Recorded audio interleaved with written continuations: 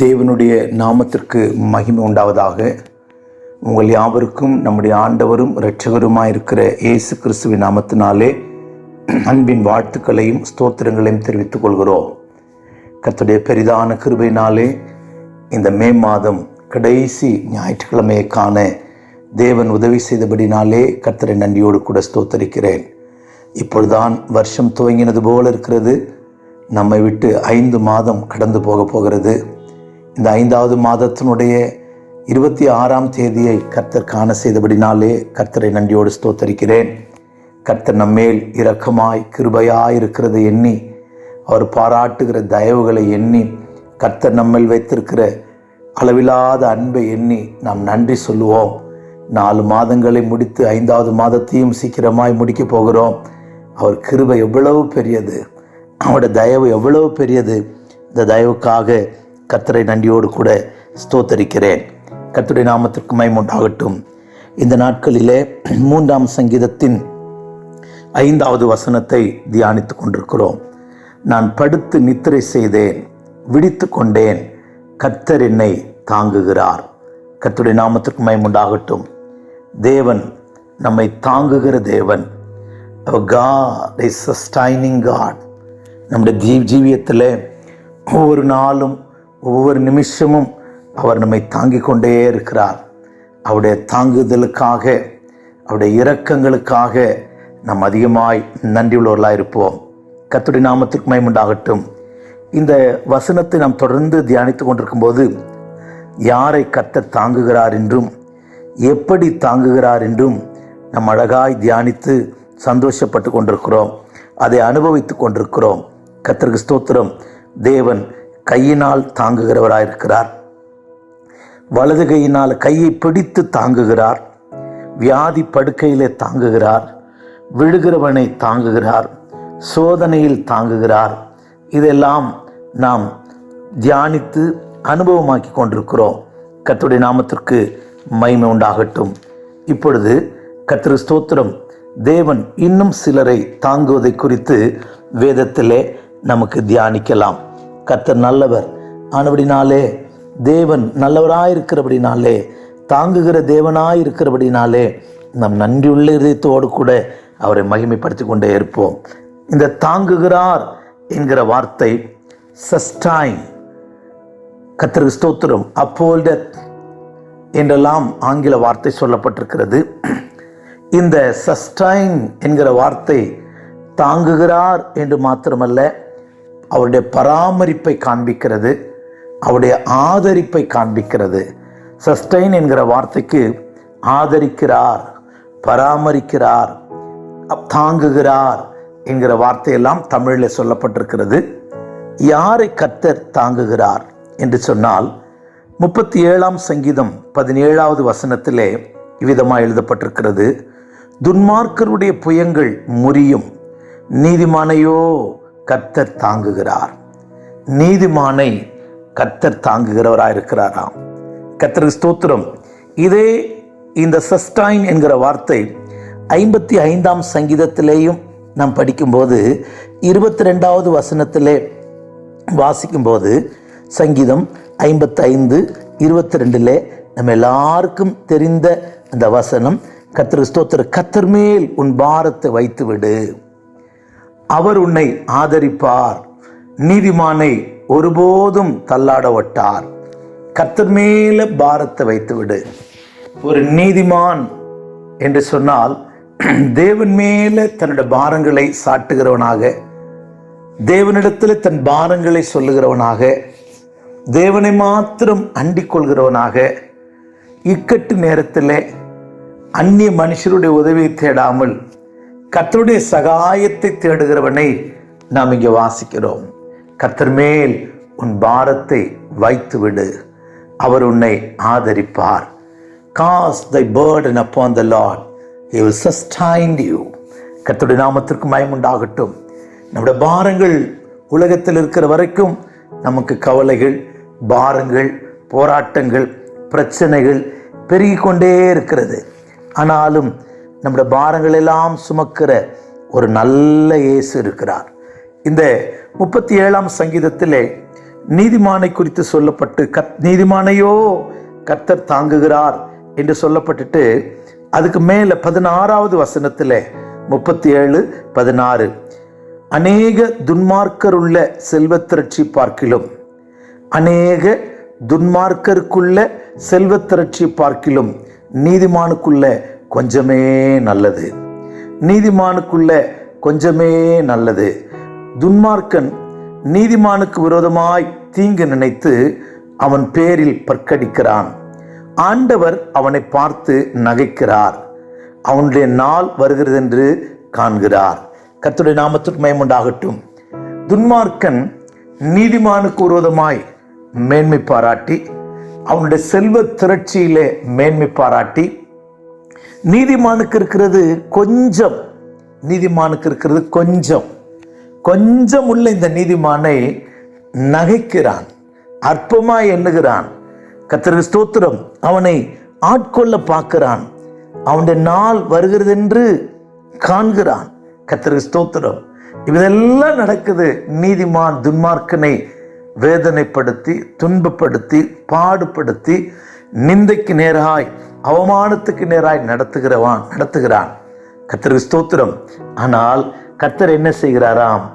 துன்மார்க்கனை தாங்கல, துன்மார்க்கனுடைய புயங்கள் முறியும், நீதிமானையோ கர்த்தர் தாங்குகிறார்.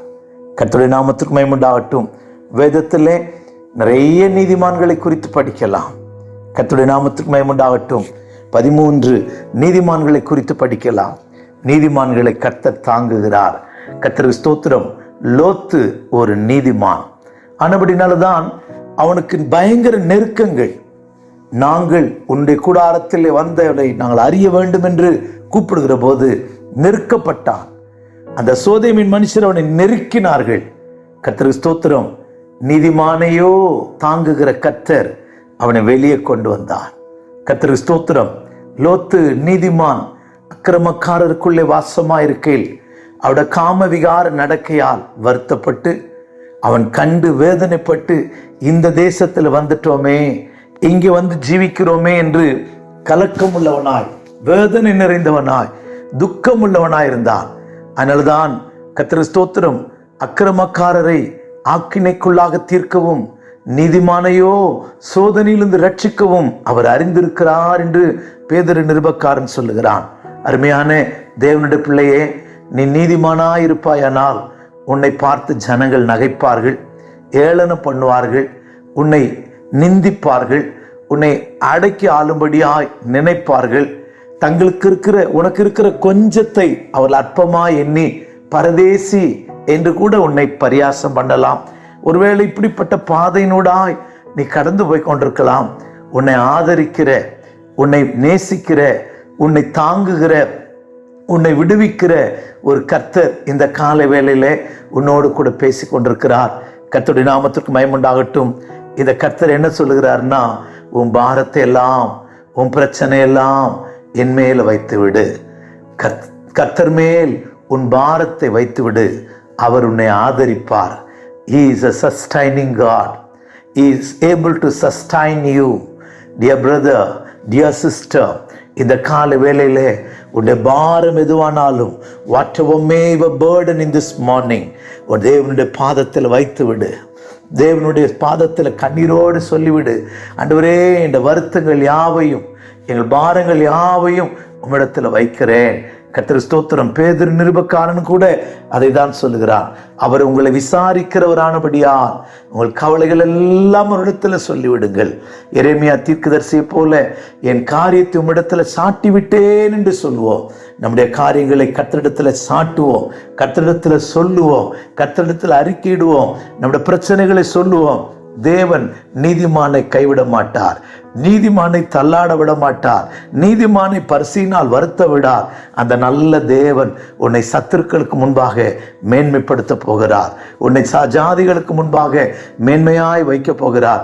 நீதிமான் என்பதை விளங்க பண்ணும்படிக்கு பாடுகளினூடாய், கண்ணீரினூடாய், வேதனையினூடாய், நிந்தையினூடாய், பரியாசத்தினூடாய் ஓடிக்கொண்டிருக்கிற அருமையான மகனே, மகளே, இந்த காலவெளியிலே உனக்கும் எனக்கும் ஒரு அருமையான ஒரு தூது கர்த்தர் சொல்லுகிறார். சொல்லுகிறார், உன் பிரச்சனைகள், உன் பாரங்கள், உன் நிந்தைகள், நீ சகித்து கொண்டிருக்கிற எல்லாவற்றையும் காலவேளையில் கர்த்தரிடத்தில் சொல்லிவிடு, கர்த்தரிடத்தில் அறிக்கையிட்டு விடு, கர்த்தர் மேல் உன் பாரத்தை வைத்து விடு. உன்னை ஆதரிப்பார், உன்னை ஆதரிப்பார். நீதிமானை ஒருபோதும் தள்ளாட விட மாட்டார். தள்ளாட விடாத ஒரு நல்ல கர்த்தர் இந்த காலையிலே உன்னோடும் என்னோடும் பேசி கொண்டிருக்கிறார். அவருடைய சத்தத்துக்கு நாம் செவி கொடுப்போமாக.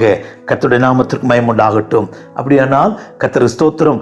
உன்னை என்னையும் தள்ளாமல் காக்கிற ஒரு கர்த்தர் நமக்கு இருக்கிறார். இரண்டாவதாக கர்த்தர் ஸ்தோத்திரம். யாரை கர்த்தர் தாங்குகிறார் அப்படின்னு சொன்னா, அதே 37ஆம் சங்கீதத்திலே கர்த்தர் ஸ்தோத்திரம் 23, 24 வசனங்களை வாசிக்க கேட்போம். அவன் நல்ல மனுஷனுடைய நடைகள் கர்த்தரால் உறுதிப்படும். அவனுடைய வழிகளின் மேல் அவர் பிரியமாயிருக்கிறார். அவன் விழுந்தாலும் தள்ளுண்டு போவதில்லை. கர்த்தர் தமது கையினால் அவனை தாங்குகிறார். கர்த்தருடைய நாமத்திற்கு மகிமை உண்டாகட்டும்.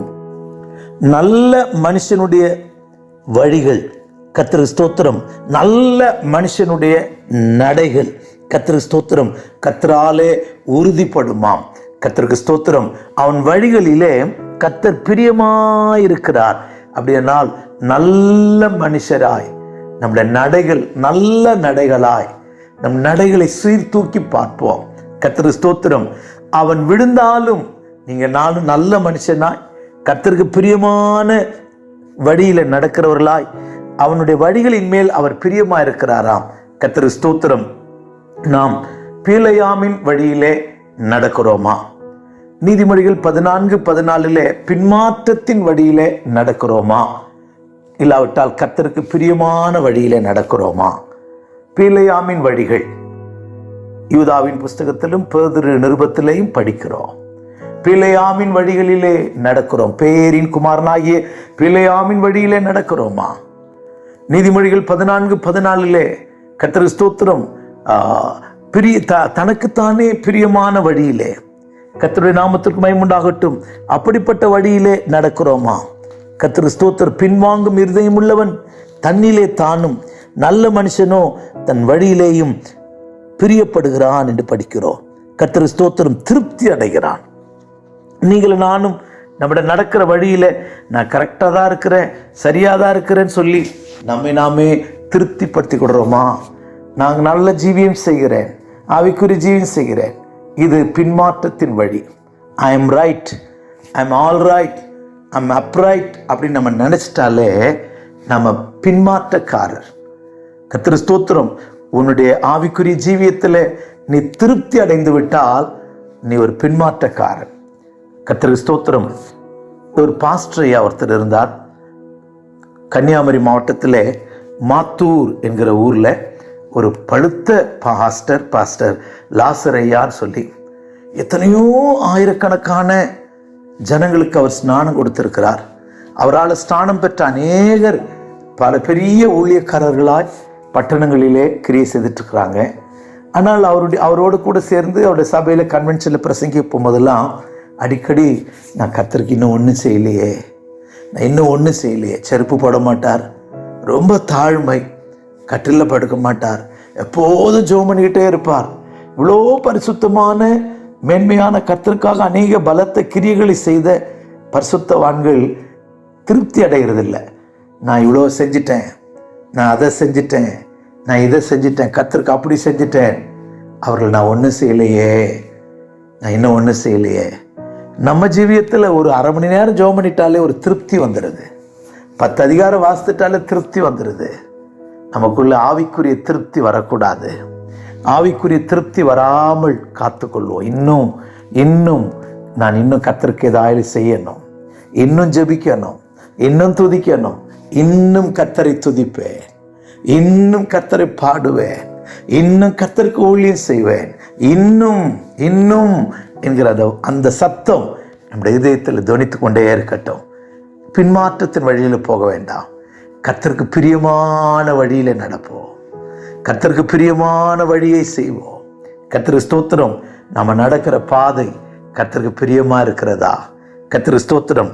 நல்ல மனுஷனுடைய நடைகள் கர்த்தரால் உறுதிப்படும். அதோடு மாத்திரமல்ல, அவனுடைய வழிகளின் மேல் கர்த்தர் பிரியமாயிருக்கிறார். நீங்களும் நானும் ஓடுகிற பாதையில், நீங்களும் நானும் செய்கிற ஜீவியத்தில், நீங்களும் நானும் செய்து கொண்டிருக்கிற ஊழியத்தில், நீங்களும் நானும் செய்து கொண்டிருக்கிற கிரியையிலே கர்த்தர் பிரியப்படுகிறாரா? கர்த்தர் விருப்பமாக இருக்கிறாரா? கர்த்தர் மகிழ்ச்சி அடைகிறாரா? நாமே சீர்தூக்கி பார்ப்போம். 3 வழிகள் இருக்கிறது. 1 பிலேயாமின் வழி, 2 பின்மாற்றத்தின் வழி, 3 பிரியமான வழி. கர்த்தருக்கு ஸ்தோத்திரம். பிரியமானதை செய்ய ஆண்டவரிடத்துல கிருபை கேட்போம். ஆண்டவரே, பிரியமானது செய்ய எனக்கு கற்றுத்தாரும், நல்ல ஆவி என்னை நடத்தட்டும் என்று கேட்போம். நல்ல மனுஷனாய் மாறுவோம். நம்முடைய வழிகளிலே கர்த்தர் பிரியப்படுகிற மனுஷராய் மாறுவோம். அப்படியானால் கர்த்தர் அப்படிப்பட்டவன் விழுந்தாலும் தள்ளுண்டு போவதில்லை. அப்படிப்பட்டவனை சத்துரு விட தள்ளினாலும் தள்ளுண்டு போவதில்லை. கர்த்தர் அவனை கையினால் தாங்குவாராம். கர்த்தருடைய நாமத்துக்கு மகிமையுண்டாகட்டும். தமது கையினால் தாங்குவாராம். He sustain in his hand. He will sustain in his hand. கர்த்தர் அவனை தாங்குவார். தாங்குகிற கர்த்தர் உங்களோடு என்னோடு கூட பேசி கொண்டிருக்கிறார். உன்னுடைய வழிகளையும் என்னுடைய வழிகளையும் சரிப்படுத்துவோமாக. கர்த்தருடைய நாமத்துக்கு மகிமையுண்டாகட்டும். அதோடு மாத்திரமல்ல, மூன்றாவதாக எலியாவினுடைய ஜீவியத்தை குறித்து படிக்கும்போது அவனை ஆதரிக்கும்படி சாரிபாத்தின் விதவைக்கு கர்த்தர் கட்டளையிட்டார். கர்த்தருக்கு ஸ்தோத்திரம். நான் இதை படிக்கும்போது எனக்கு ஒரு சிந்தை வந்தது. எலியாவை ஆதரிக்க கர்த்தருடைய வார்த்தைக்கு கீழ்ப்படிந்து கேரித்தில் போய் ஒளிந்திரு. அவன் கெபியில் போய் ஒளிந்திருந்தான். கேரித்து நாட்டின் தண்ணீரை குடி. அதை குடிக்க ஆரம்பித்தான். கர்த்தருக்கு ஸ்தோத்திரம். காகங்கள் உனக்கு அப்பமும் இறைச்சி கொண்டு ஒரு புசித்தான். கேரித்தின் ஆற்றின் தண்ணீர் வற்றி போகும்போது கர்த்தருடைய வார்த்தை கீழ்ப்படிந்து போன மனுஷனுக்கு ஆண்டவர் சொல்றார், உன்னை போஷிக்க ஒரு விதவைக்கு கட்டளையிட்டிருக்கிறேன். சில நேரங்களில் ஊழியங்களில் நம்முடைய பார்வையெல்லாம் பணக்காரர்களை நோக்கி இருக்கும், ஐஸ்வர்யவான்களை நோக்கி இருக்கும், வெள்ளக்காக்க வராதான்னு நோக்கி இருக்கும். ஆனால் ஊழியத்தில் கர்த்தர் சில விதவைகளையும் கூட ஏழைகளையும் கூட அற்பமாய் எண்ணப்பட்டவர்களை கூட கொண்டு ஊழியத்தை நிறைவேற்றுவார். கர்த்தருடைய நாமத்துக்கு மகிமையுண்டாகட்டும். பயப்படுகிறேன் இந்த வார்த்தையை பேசுவதற்கு. அவ்வளோ பெரிய தீர்க்கதரிசி, கர்த்தருக்கு ஸ்தோத்திரம், தேவனுக்கு முன்பாக நிற்கிற தீர்க்கதரிசியை சஸ்டைன் பண்ணுவதற்கு, ஆதரிப்பதற்கு, பராமரிப்பதற்கு ஒரு ஏழை விதவை வைத்திருந்தார். அருமையான ஊழியக்காரரே, கொஞ்சம் நிதானியுங்கள். பணக்காரர்களையே நோக்கி நிறைய தசம்பாங்க காணிக்கை கொடுக்கிறவர்களை நோக்கி ஓடிக்கொண்டிருக்கிற ஊழியக்காரர்களுக்கு எங்கள் சபை பணக்கார சபை, ஏசி சபை, ஏசினால் நிரம்பிருக்கு, air condition, full of air condition சொல்லிட்டு இருக்கலாம். அப்படிப்பட்டவர்கள் அல்ல. சில நேரங்களில் என்னுடைய வழி கர்த்தருக்கு பிரியமாக இருந்தால் கேரித்திலும் நடத்துவார், கெபியிலும் ஒளிந்திருக்க சொல்லுவார், கேரித்தின் தண்ணீரை குடிக்க சொல்வார், காகத்தை கொண்டு போஷிப்பார். அதோடு மாத்திரமல்ல, விதவையை கொண்டும் போஷிப்பார். கர்த்தர் நல்லவர். ஹல்லேலூயா. ஷுடாபலா கத்துரா மனாயிரியா. கர்த்தருக்கு ஸ்தோத்திரம். நம்முடைய ஊழியம், நம்முடைய ஜீவியம், கர்த்தர் நம்மை நடத்துகிற பாதையை நிதானிப்போம். கர்த்தருக்கு ஸ்தோத்திரம். பிரியமான வழியில நடப்போம். உங்களை என்னையும் தாங்குவார். கேரித்தாற்று நீர் வற்றினாலும், தேசம் பஞ்சத்தில் வாடினாலும், பானையில் எண்ணெய் குறைந்திட்டாலும் உன்னை காக்கும் கர்த்தருண்டு. கர்த்தர் நமக்கு இருக்கிறார். Our God is sustaining God, able to sustain in your life, able to sustain in your all the ways, able to sustain in your. கர்த்தருக்கு ஸ்தோத்திரம். உடைய வாழ்க்கையில கர்த்தர் உன்னை நடத்துவார். ஃபினான்ஷியல் சப்போர்ட் பண்ணுவார். குறைவுபடும் போதெல்லாம் நடத்துவார். கர்த்தருக்கு ஸ்தோத்திரம். அந்த தேவனை பிடித்துக் கொள்வோம், அந்த தேவனை நம்புவோம். கர்த்தருக்கு ஸ்தோத்திரம். மூன்றாவதாக என்னை ரொம்ப தொட்ட ஒரு வார்த்தை சங்கீதக்காரன் சொல்லும்போது, கர்த்தருக்கு ஸ்தோத்திரம், நீதிமானை மட்டுமல்ல, நல்ல மனுஷனை மட்டுமல்ல, 94ஆம் சங்கீதம் 18வது வசனத்தில் சங்கீதக்காரன் சொல்லுகிறான், என் கால் சறுக்குகிறது என்று சொல்லும்போது, கர்த்தாவே உமது கிருபை என்னை தாங்குகிறது. இங்கே சங்கீதக்காரன் 17வது வசனத்திலிருந்து சொல்லுகிறான். 16லிருந்து வாசிப்போம். துன்மார்க்கருக்கு விரோதமாய் என் பட்சத்தில் எழும்புகிறவள் யார்? அக்கிரமக்காரருக்கு விரோதமாய் என் பட்சத்தில் நிற்பவன் யார்? கர்த்தர் எனக்கு துணையாயிராவிட்டால் என் ஆத்துமா சீக்கிரமாய் மௌனத்தில் வாசம் பண்ணியிருக்கும். என் கால் சறுக்குகிறது என்று சொல்லும்போது கிருபை என்னை தாங்குகிறது. என் உள்ளத்தில் விசாரங்கள் பெருகையில் உம்முடைய ஆறுதல் என் ஆத்துமாவை தேற்றுகிறது. எவ்வளவு அருமையான அனுபவத்தை சொல்லுகிறார். கால் சறுக்குகிறது, கிருபை தாங்குகிறதா?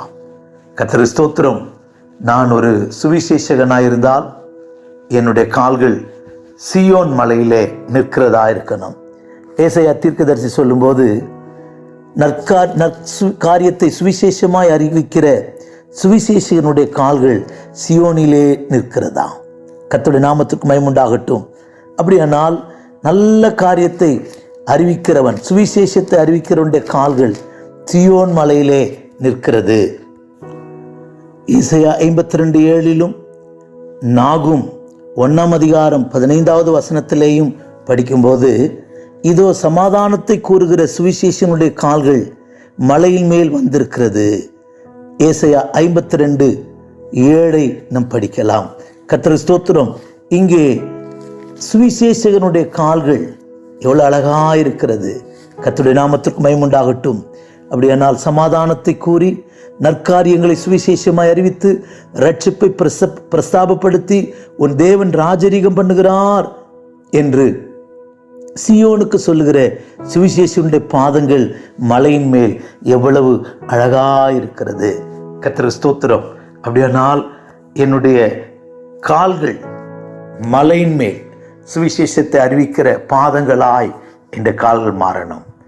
உன்னத பாட்டின் புஸ்தகத்திலே பாதரட்சைகள் விட்ட உன் கால்கள் பாதங்கள் எவ்வளவு அழகாயிருக்கிறது என்று படிக்கிறோம். வெளிப்படுத்தல் 12 அந்த சூரியன் அணிந்த ஸ்திரீ சபை, அவள் சந்திரனின் மேல் நிற்கிறாள், கிருபையின் மேல் நிற்கிறாள். எவ்வளவு அருமையான ஜீவிதம் உங்க வாழ்க்கையில். என்ற வாழ்க்கையில கிருபை தாங்கட்டும், கிருபை என்னை சுமக்கட்டும். தாங்குகிற கிருபை, என்னை தாங்குகிற கிருபை. இன்னும் எனக்கு கிருபை வேணும் என்று சொல்வோம். கால் இடராதபடி, கால் வழுவாதபடி, சறுக்காதபடி. சில சறுக்குகிற நேரங்கள் வரும்போதெல்லாம் கிருபை நிற்கிற பழகுவோம், கிருபையிலே நிற்க பழகுவோம், கிருபையிலே அண்டிக் கொள்வோம். கர்த்தருக்கு ஸ்தோத்திரம். ஆம் பிரியமானவர்களே, தேவன் தாங்குகிற கர்த்தர் உங்களை என்னை தாங்குவாராக. நீதிமானை தாங்குகிறவர், ஆதரிக்கிறவர், பராமரிக்கிறவர்.